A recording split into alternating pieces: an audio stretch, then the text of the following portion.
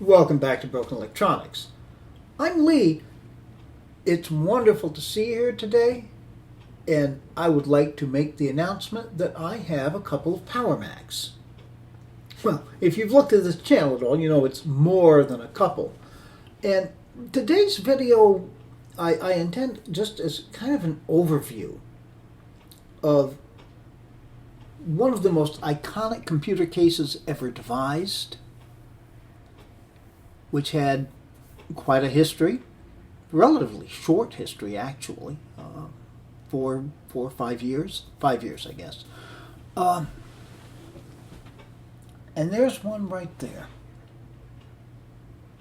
And that one happens to be a Quicksilver. And I put that out for a good reason. As some of you may know, about 4.5 years ago, my home was destroyed by a fire, along with it the Mac collection that I had at that point. I had a Sawtooth. I also had a Quicksilver. And the Quicksilver was a heck of a computer. I used that machine a lot, even though I had, at that point, Intel Macs that were quite a bit more powerful. But it was a very good machine. And I remember having gotten it, and I had hooked it up and booted it up. It ran Tiger, as I recall. But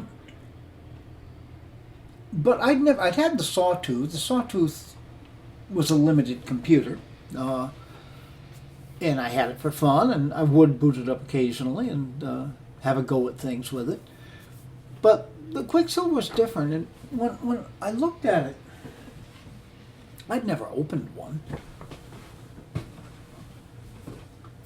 Here's this little latch, and I remember opening it up and going, oh my God, look at, it's all right there. That's amazing. Oh. Now, of course, the Quicksilver was one of the later machines that Apple made that used that iconic case. We're going to go through all of them. Well, almost all of them. And not every individual version with every processor speed, but we're going to start, well, we'll just start out by taking a look at them all. So, I hope you can find this interesting, and if you think you might, please stay tuned. All right, to begin our tour, you'll notice that, first of all, I have two G3 blue and whites. The blue and white was out as Apple's primary professional computer for less than a year. However, there were two distinct, although slightly different versions. The Revision A and the Revision B. All right, next to that is the Sawtooth G4. There is one missing. The only one that I don't have at least one example of is the G4 Yikes. I'll talk about that a little bit as I start to open the machines up. Next to that, the Gigabit Ethernet. And then the digital audio, which leads us pretty quickly to the Quicksilver. And closing out down on this end, I've got two MDDs. Notice the mirrored drive doors there, from which it gets its name. And the reason I've got two of them, there were two primary revisions to it. The original MDD, and then the MDD FireWire 800, the first Apple computer that had a FireWire 800 port as standard equipment. All right, so what we're going to do next is open these up. I think I'll be doing 2 or 3 at a time so we can do the comparisons that you will see. All right, stay tuned. Okay, we're going to start off with the two blue and whites and then compare them to the Sawtooth. This is the Revision A logic board. This is the Revision B logic board. Now, they are virtually identical. it is going to be, I think, very hard for you to see here. But you notice the chip right down there, the one closest to this PCI card.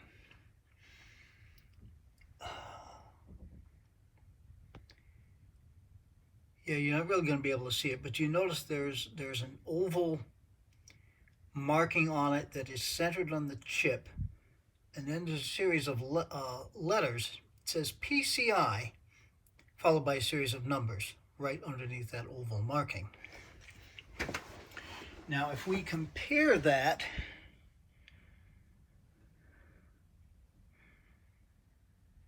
over here, gotta remember where the camera is on this phone. Okay, here we are. You'll notice that there's a similar oval marking, but it's smaller. And rather than being centered, it's moved off to the left. And the letters PCI don't appear. There's a series of numbers. I think it starts out 646. Yeah, that's exactly what it is. All right. The more visible difference you're going to see is the IDE cable attached here. On the revision A, it is a single cable because you can only attach one drive. If you were to try, and believe me, I tried this, putting a double IDE cable on there wouldn't work. You know, only the master drive would show up. All right, whereas the revision 2 has a double IDE cable. There are actually 2 drives in there. I originally had 2 hooked up in this. I took one out. It's kind of superfluous since I added the FireWire drive by adding this PCI card. All right, now moving over to the sawtooth. Sorry about that. Not much room here in this hallway. It's a very similar logic board. You've got the 4 RAM slots in pretty much the same location. You've got your processor heatsink there, pretty much the same location. Obviously quite a bit bigger because the G4 runs an awful lot hotter. All right, and we don't see those chips, at least not in the same place, although we still do see the 3 PCI slots. We have an AGP slot used to connect the graphics card as opposed to the PCI slot on the 2 G3s. Now, one other instant tip-off. This is where I got the idea of finding these FireWire PCI cards that have got internal ports. The sawtooth came with an internal FireWire 400 port already on it. I remember the first time I ever saw that. What the heck is that for? Well, I'm doing a little research. Let me see if I can get that plugged back in now. One hand. Okay. On doing a little bit of research, I discovered that Apple had thought that connecting additional drives would probably be done by FireWire. Whereas, aside from the 2 drives that you would connect here, and this does have 2 drives, they're both SSDs, additional drives would be over here in this bay, and they would connect via SCSI to the addition of a SCSI card. Well, no one's going to use SCSI these days. Apple had thought FireWire would take over. It was a great idea. Didn't catch on, really, with anybody. But, yeah, I love these internal FireWire ports. Okay, so we're going to move on. Oh, yeah, I did want to comment. You're going to notice on all of these that these SSDs, I put them here in these little OWC caddies with the idea that they would screw into place and be secured. However, of course, SSDs being SATA connections, you've got to use an adapter. And I found that while I could screw them in really nicely, as soon as I closed the door, it would mess up the adapter. So it would be stuck. Okay, so we're going to go ahead and continue this. We'll compare next the sawtooth with the gigabit Ethernet and then the digital audio. So stay tuned. Okay, this is the sawtooth again. And now we can compare that to the gigabit Ethernet. It is fundamentally the same logic board, laid out in the same way. Obviously, the size of the heat sinks, this sawtooth is a single 450 megahertz G4, whereas this gigabit Ethernet is a dual 500 megahertz G4. All right, see they've got a chip there. There's a space for that chip here, but it is not used. The one difference you're going to find if you pour over this logic board, there is no internal FireWire port. It can be added through a PCI card, but this machine, of course, has had some upgrades, but only to an extent. I did put in a USB 2 card, and there's an internal USB 2. I did not put in a FireWire card. I suppose I could, maybe I should. But we've got two drives in place here. Again, solid state drives, same thing. I'm just leaving them loose in there. Otherwise, they are just fine. So yeah, I could put, and again, I probably will at some point, put a FireWire 400 card that has got an internal port and connect another drive over here, exactly as I have done with the sawtooth. Now, not much room here. I should have set this up in a better place. Okay, the digital audio, very different kind of situation here.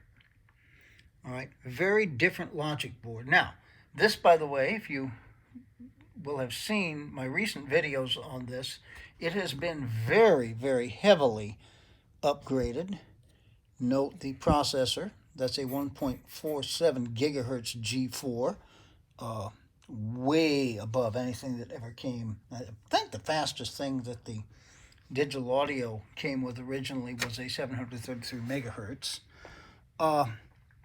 And the PCI cards that are in there, there's been an additional fan in there.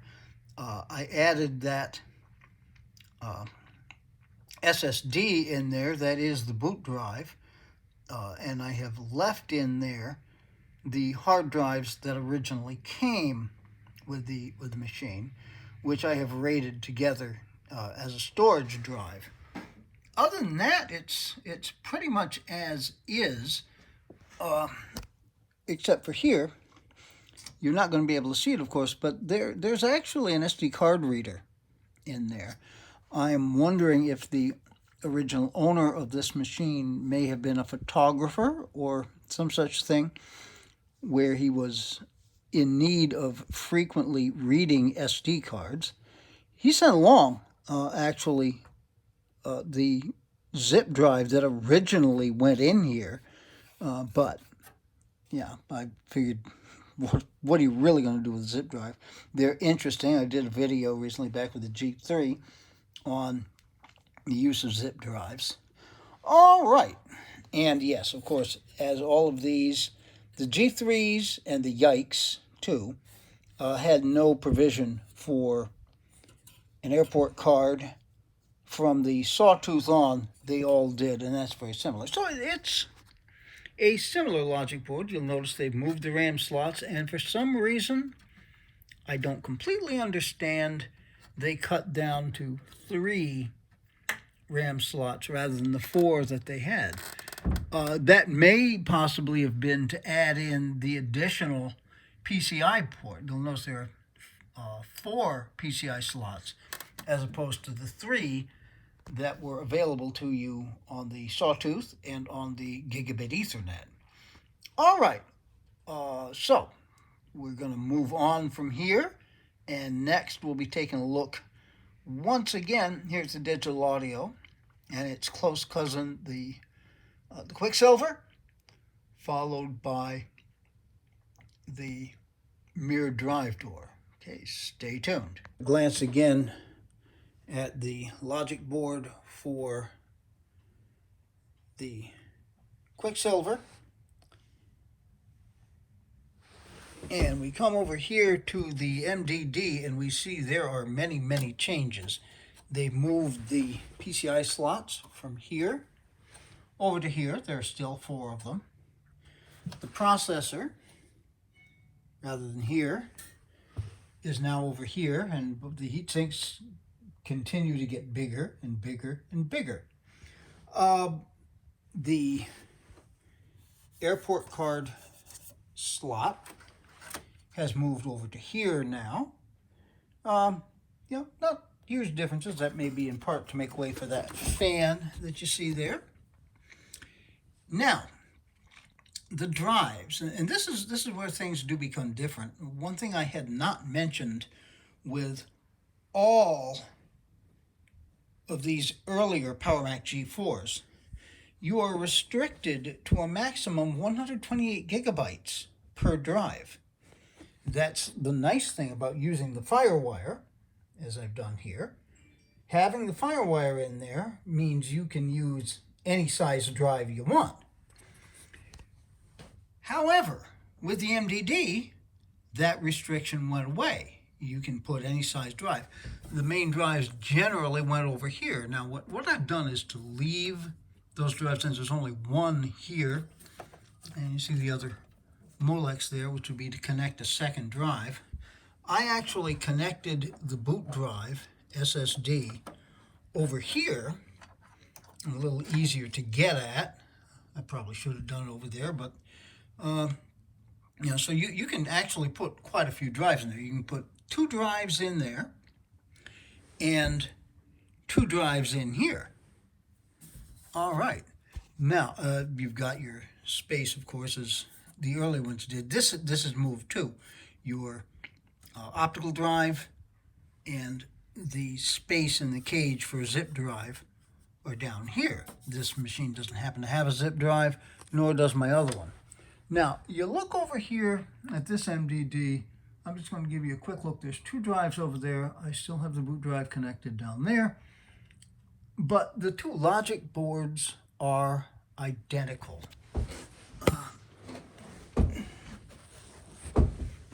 Almost done with this video, so I'm not going to move it around here. Where you're going to see the difference, you notice here your 2 USB 1.1 ports and 2 FireWire 400 ports, whereas here you've got 2 USB, 2 FireWire 400, and a FireWire 800. That's the difference. This was pretty much the end of the line for the G4, the top revision, which had FireWire 800. Now, what I've done here is to take this MDD and add a FireWire 800 PCI card. I actually, if I were going to choose between the 2, I'd prefer to be running this one as opposed to this one, simply because this one can boot into OS 9. The FireWire 800 MDD was the first PowerMac that could not boot directly into OS 9. It could only access OS 9 through Classic. All right, so I get the FireWire 800 capability by putting the card in. And one other interesting thing, I believe that this is the only one of the PowerMacs that used slot covers with holes in them to try to allow for improved cooling. Other than the fact that they've got those holes, they are identical to the slot covers on all of the other PowerMacs, which in fact are identical to the slot covers all the way up to the 2012 Mac Pro. Kind of interesting. So as I've added PCI or PCIe cards to various machines, I have got a lot of these slot covers kicking around. Well, anyway, I hope you have enjoyed taking this little tour and seeing this whole range of Power Mac G3s to G4s in this iconic case. Now, that's one thing I didn't mention. The blue and whites, of course, had that blue and white case inspired by the iconic iMac G3. Whereas when they came out with the Sawtooth, actually the Ikes had it too, they were all in these cases that were called graphite cases, the gray, which Apple thought looked more professional. The Quicksilver basically changed the shade of gray. That stayed the same with the MDDs, but of course you had the drive door covers. So those slight differences, the cases really are identical other than that. So I hope you've enjoyed this little tour. I have certainly enjoyed going over it for you. And if you have any questions, please feel free to leave them in the comments. So I think we can wrap up the video now. And I shall do that by saying, be good to other people. They deserve it and they need it. Be good to yourselves. It has to start from there. We can make this world a better place if we try. It isn't yet, so please take very, very good and careful care in these most difficult times. We shall be back. I've got some real surprises coming up soon, I think, that I'm really looking forward to, and I hope you'll want to stick with the channel and see them. So until we get to those, this has been Broken Electronics.